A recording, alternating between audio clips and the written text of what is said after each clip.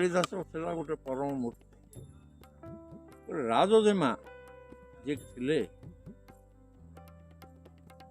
सी कौन तांकुठु अधिक ज्ञानी किए ना बोली से समस्त को हरई दे सी कहते मत जी जिणव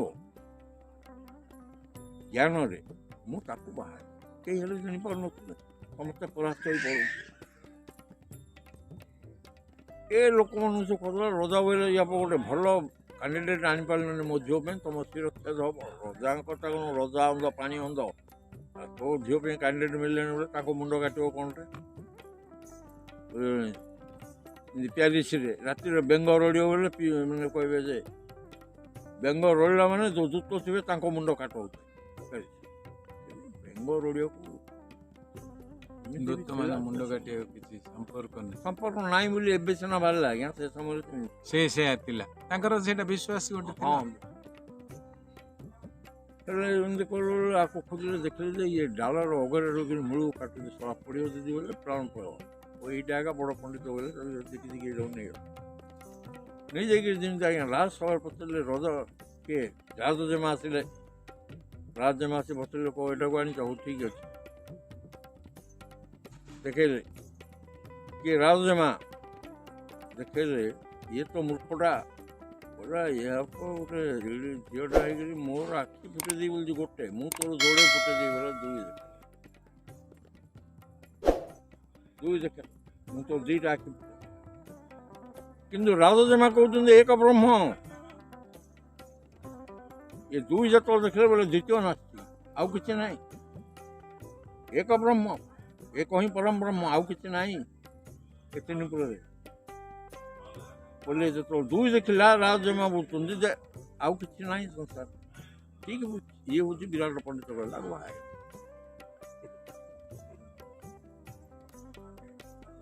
आज्ञा निकाश राति जना पड़गला जे यहाँ निहाती गधटा आ पैसाकर भी बुद्धि यार ना जमी जना पड़गला आपको दिना तो मारिक राजजेमा से बाहर कर ये बोला स्त्री लोकटा मारला आउ बंचिक कि लाभ होगा सीधा रास्ता जाऊ जाऊ जो गंगा नदी पड़ा आज्ञा गंगा नदी मध्य भितर पशिगला जमी पशिगला बुड़िया बेल कागज भी उठेकी पड़े आज्ञा ताको 7 थर जन्म देला परे तार ज्ञान उदय है कार ये लोक कालिदास ज्ञान उदय है तू महापंडित ज्ञानी हेलु ये तीनपुर त्रिकाल दृष्टि हो पार सब कथा कौन हम से मूर्ख कुकुर लांगड़ के सड़क हो पार कुकुर मारे हम जमी आसला माँ पाद आड़ू वर्णना कर से ऊपर आड़ू वर्णना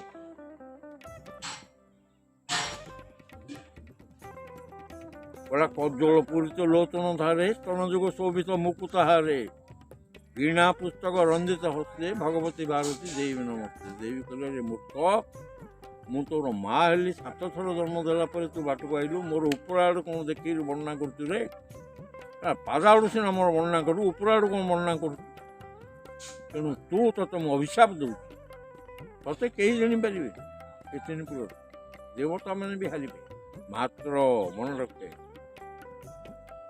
तू दक्षिण हारू आउ बेश्या द्वार मर बेश्या हाथ मरबू दक्षिण हारू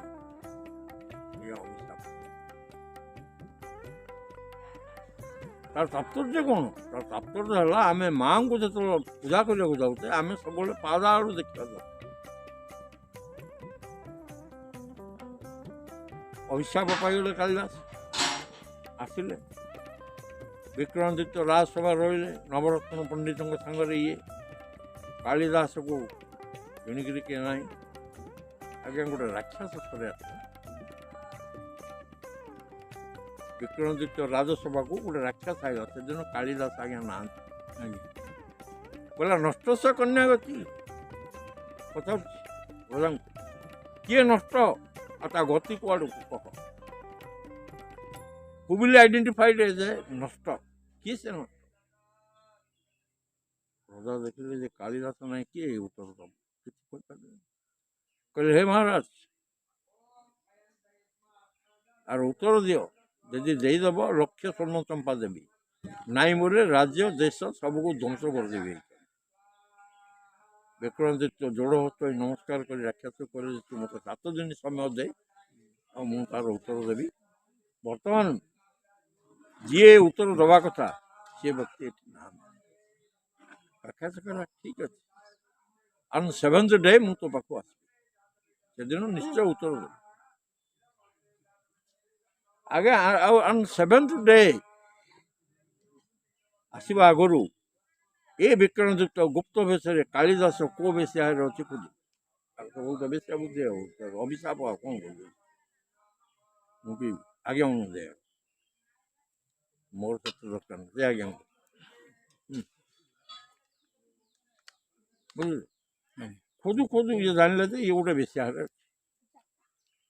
ରଜା ସେ ବେଶ୍ୟାକୁ ଡାକି କହିଲେ, ତୁ କାଳିଦାସଙ୍କୁ ଇମିଡ଼ିଏଟଲି କରେ ଏମିତି ଏମିତି ରାକ୍ଷସ ପ୍ରଶ୍ନ କରିଛି, ଆଉ ତାର ଉତ୍ତର ମୋତେ ସାଙ୍ଗେ ସାଙ୍ଗେ ଦେବାକୁ ପଡ଼ିବ, ନଦେଲେ ରାଜ୍ୟ ଧ୍ୱଂସ ହେଇଯିବ। ରାଜ୍ୟ ଥିଲେ ସିନା ତମେ ରଙ୍ଗ କାଢ଼ିବ, ଆଉ ନଥିଲେ କ'ଣଟା କରିବ, ଖାଲି ଗିନି ବଜାଇବ, ତା ଛଡ଼ା ଆଉ କିଛି ହବନି।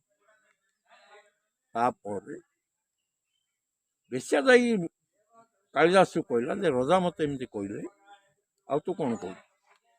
କାଳିଦାସ କହିଲା, ମୁଁ ହେଉଛି ତ୍ରିକାଳଦର୍ଶୀ, ମୁଁ ଜାଣିଛି କେଉଁ ରାକ୍ଷସ କ'ଣ ପ୍ରଶ୍ନ କଲା, ଏ ରାଜ୍ୟରେ କିଏ କୁଆଡ଼େ ଯାଉଛି, କ'ଣ ହେଉଛି, ସବୁ ଖବର ମୋର ଅଛି। ମୋତେ ମା ବାଗ୍ଦେବୀ ତୁ ତ୍ରିକାଳଦର୍ଶୀ ହବୁ ବୋଲି କହିଛନ୍ତି, ମୁଁ ସବୁ ଖବର ଜାଣିପାରୁଛି।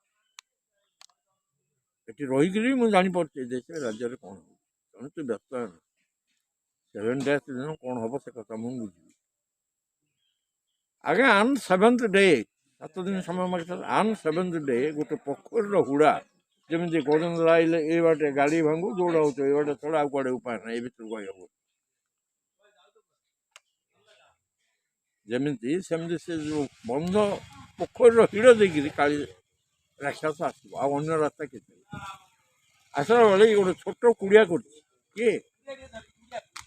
କାଳିଦାସ। ଆଉଲମ୍ବିତ ଗେରୁଆ ବସ୍ତ୍ର ପରିଧାନ କରୁଛି, ଜଟା ଜୁଟ ଚୈତନ୍ୟ ରଖିକିରି ଚନ୍ଦନ ଫନ୍ଦନ ମାରିକି ଯେମିତି ବିରାଟ ବାବାଜୀ ଆମର ଗୋଟେ ବାବାଜୀ ଯଜ୍ଞ କରୁଛନ୍ତି ସେଇଠି, ଆଜ୍ଞା ସେମିତି ବେଶ ଗୋଟେ ଧାରଣ କରି ଆଜ୍ଞା ସେଇଠି ରହିଛି। କ'ଣ କରୁଛି? ଆଗରେ 3ଟା ଛେଳି କାଟିକି ଥୋଇଛି, 5ଟା ମଦ ବୋତଲ ରଖିଛି, ନିର୍ଭୁଲ ଭାବରେ ଚତୁର୍ବେଦ ଉଚ୍ଚାରଣ। ଆଜ୍ଞା ବାଗଦେବୀଙ୍କର ପୁଅ ଆଉ ନିର୍ଭୁଲ ଭାବରେ ଚତୁର୍ବେଦ ଉଚ୍ଚାରଣ କରିବା ଗୋଟେ ତାଙ୍କ ପାଇଁ ସିମ୍ପଲ ନା କ'ଣ ଅଛି ଆଜ୍ଞା। ନିର୍ଭୁଲ ଭାବରେ ଚତୁର୍ବେଦ ଉଚ୍ଚାରଣ କରୁଛି। ରାକ୍ଷସ ସେଇ ବାଟେ ଆସିଲା ବେଳେ ତା ଦେହ କମ୍ପମାନ ହେଉଛି, ବେଦର ଧ୍ୱନି ଠିକ୍ ଗୋଟେ ବେଦ ପଡ଼ୁଛି। ରାକ୍ଷସ ଶୁଣେଇ ଶୁଣେଇ ମାନେ ଧୀରେ ଧୀରେ ଆଶ୍ଚର୍ଯ୍ୟ କଥା। 3ଟା ଛେଳି କାଟି ରଖିଛି, 5ଟା ମଦ ବୋତଲ ରଖିଛି, କୁଡ଼ିଆ ଗୋଟେ କରୁଛି, ଆଉ ଜଣେ ଲମ୍ବିତ ଗେରୁଆ ବସ୍ତ୍ର ଅଛି, ତା ସହିତ ଚୁଟି ଫୁଟି ରଖିଛି, କ'ଣ ଏଇଟା ଏମିତି ରହିଛି। ଏମିତିକା ଲୋକ ତ ମୁଁ 3 ପୁର ବୁଲି କେଉଁଠି ବି ଦେଖିନି, ସ୍ୱର୍ଗ ମର୍ତ୍ତ୍ୟ ପାତାଳ ସେମିତିଆ ଲୋକକୁ ମୁଁ ପାଇଲିନି ଆଜ୍ଞା କେଉଁଠି। ଇଏ ଗୋଟେ କିଏ ଆଇଲା ବହୁତ ହେ ମହାନ, ଆପଣ ଏମିତି ଚତୁର୍ବେଦ ଉଚ୍ଚାରଣ କରୁଛନ୍ତି ଯେ ମୋ ଦେହ କମ୍ପମାନ ହେଉଛି, ଆଉ ଆପଣ ଜଣେ ସାଧୁ, ଏସବୁ କ'ଣ? ମୂର୍ଖ। କିଏ କହୁଛି? କାଳିଦାସ ବୁଝିଲେ ମୂର୍ଖ, ତୁ ନିହାତି ମୂର୍ଖ। ଏ ସାଧୁର ମଦବଂଶ ବିନା ଆହାର ନିଷେଧ। କିଏ? ରାକ୍ଷସ ଆଶ୍ଚର୍ଯ୍ୟ ହେଇଯାଉଛି। ଆପଣ ଏତେ ବଡ଼ ସାଧୁ ନିର୍ଭୁଳରେ ଚତୁର୍ବେଦ ଉଚ୍ଚାରଣ କରୁଛନ୍ତି, ଆପଣ ମଦବଂଶ କରୁଛନ୍ତି? ମୂର୍ଖ, ଆପଣ କିଛି ଜଣା ନାହିଁ। ସନ୍ଧ୍ୟା ହେଲେ ମତେ ଗୋଟେ 16 ରୂପସୀ 16 ବର୍ଷିଆ ଟୋକି ଗୋଟେ ଲୋଡ଼ା, ଜାଣିଛୁ, ନହେଲେ ମତେ ରାତି ନିଦ ହବନି। ବୋଲେ ରାକ୍ଷସ ପଚାରୁଛି, ହେ ମହାନ, ଆପଣ ଏତେ ବଡ଼ ସାଧୁ, ଆପଣ ପ୍ରତିଦିନ ଗୋଟେ ଟୋକି ଲୋଡ଼ା କହୁଛନ୍ତି, ଆପଣ ପଇସା ଧନ ଆଣୁଛନ୍ତି କୋଉଠୁ ଯେ ପ୍ରତିଦିନ ଗୋଟେ ଟୋକିଟା ଆପଣଙ୍କୁ ମିଳିଯିବ? କହିଲେ ଆରେ ମୂର୍ଖ, ମୁଁ ଚର୍ଯ୍ୟବୃତ୍ତି କରିପାରେ, ପଇସା କାଢ଼ିପାରେ, ମୁଁ ଯାହା ବୋଇଲେ ସେୟା କରିପାରେ ପଇସା ପାଇଁ। ମୁଁ କୋଉଠୁ ହେଲେ ପଇସା ଯୋଗାଡ଼ କରିଦିଏ, ଯୋଗାଡ଼ କରିଦିଏ ଏସବୁ। ବୋଲେ ସେତେବେଳେ ରାକ୍ଷସ କହୁଛି, ନଷ୍ଟ ସ କନ୍ୟା ଗତି, ତୋ ଭଳିଆ ନଷ୍ଟର କୁଆଡ଼ୁ ଗତି ହେବ, ଈଶ୍ୱର ଛଡ଼ା ମଣିଷ ଛଡ଼ା କହିପାରିବ। ବୋଲେ ସେତେବେଳେ କାଳିଦାସ ନିଜ ରୂପ ଧାରଣ କରି କହୁଛି, ରେ ରାକ୍ଷାସ, ତୁ ଭାବିବୁ କ'ଣ କାଳିଦାସ ମରିଗଲା ତୋ ପ୍ରଶ୍ନର ଉତ୍ତର କିଏ ଦେଇପାରିବନି? ତୋ ପ୍ରଶ୍ନର ଉତ୍ତର ଠିକ୍ ପାଇବୁ ତ? ବର୍ତ୍ତମାନ ଏଠୁ ଲକ୍ଷେ ସ୍ୱର୍ଣ୍ଣ ଚମ୍ପା ଦେଇ ତୁ ଯା ବାରି, ନହେଲେ ତୋ ମୁଦ୍ରଣା ପାଟିଯିବ। ବୋଲେ ସେ ଏତେ ପ୍ଲିଜ୍ ହେଇଯାଇଥିଲା ଯେ ରାକ୍ଷାସ, ସେ କାଳିଦାସକୁ ଲକ୍ଷେ ସ୍ୱର୍ଣ୍ଣ ଚମ୍ପା, ରଜାକୁ ଲକ୍ଷେ ସ୍ୱର୍ଣ୍ଣ ଚମ୍ପା ଦେଇ ସେ ଜାଗାରୁ ବିଦା ଦେଇଥିଲା।